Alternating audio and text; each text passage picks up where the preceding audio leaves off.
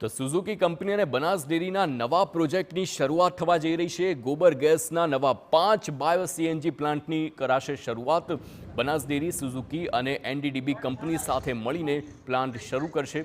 250 કરોડના ખર્ચે તૈયાર કરાશે નવીન બાયો સીએનજી પ્લાન્ટ। આવતીકાલે દિયોદરના સણાદર ખાતેથી કરાશે પ્લાન્ટની શરૂઆત। 5 વર્ષથી ગોબરમાંથી ગેસ બનાવે છે બનાસ ડેરી અને ત્યારબાદ હવે સુઝુકી કંપની સાથે એમઓયુ કરવામાં આવશે।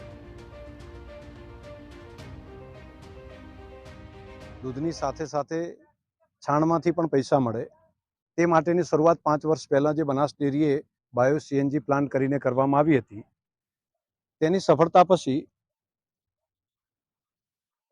मारुति सुजुकी, जापाननी सुजुकी कंपनी अने बनास डेरी अने एनडीडीबी त्रणेना समन्वयथी अमे नवा 5 प्लांट करवा माटे